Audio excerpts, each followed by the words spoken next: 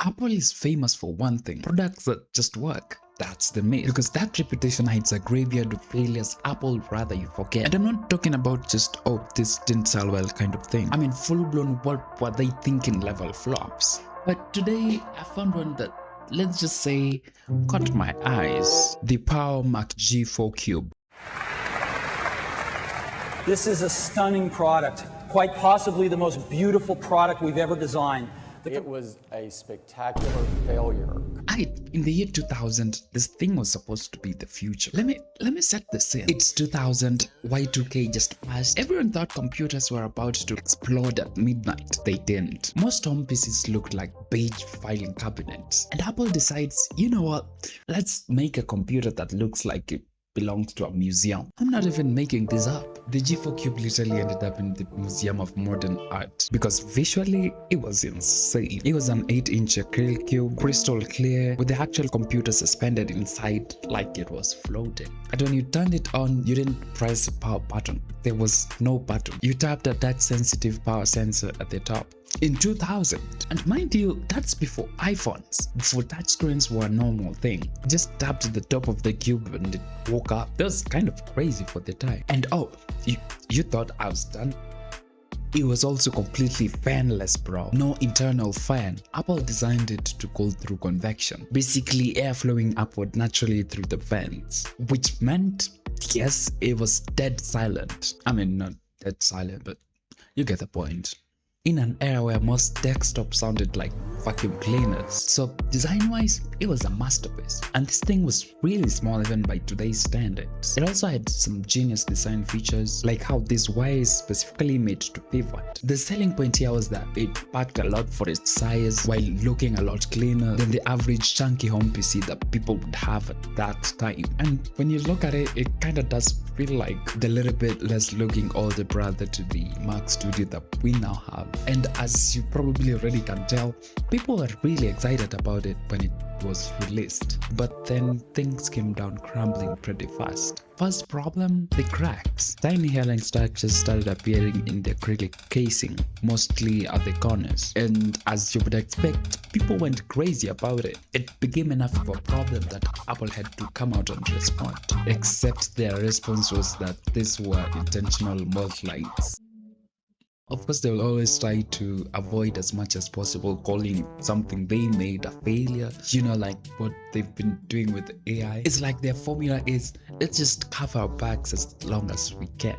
But if we're being honest, it doesn't really matter if your product looks damaged. Imagine spending $17.99 in 2000.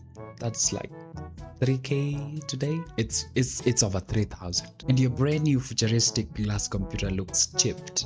Nobody cares what you call it. If it looks broken, it's broken. The whole pitch of the product was they designed, and even that it was failing at, leave alone the $17.99 price tag.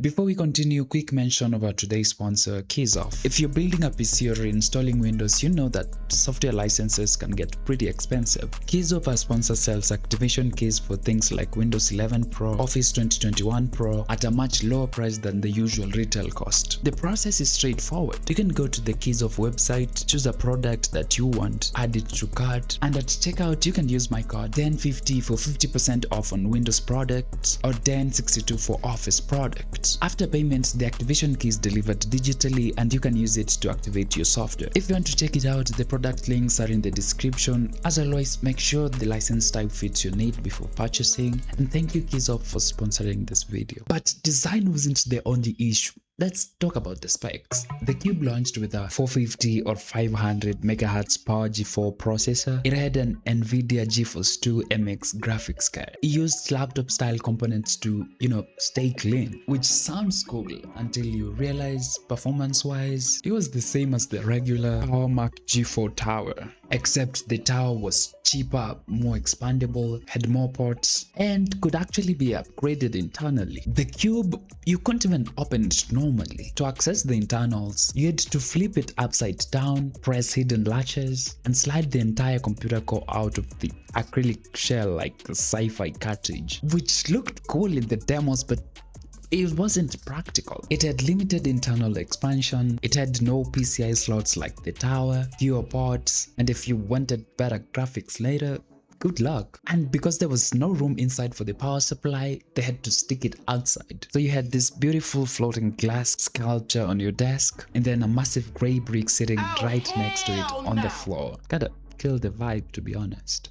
Oh, and it didn't even come with a monitor, so you had to also buy the Pro display, which used this special ADC connector, Apple display connector, that combined power, video, and USB into one cable, which was innovative but proprietary, which meant you were locked in again. They even tried dropping the price from $17.99 to $15.99 halfway through its life, but clearly that didn't help. The cube was stuck in this weird middle zone, too expensive for average consumers and not too powerful for the pros. It was just misplaced. Apple expected to sell hundreds of thousands. They sold less than a third of their projections.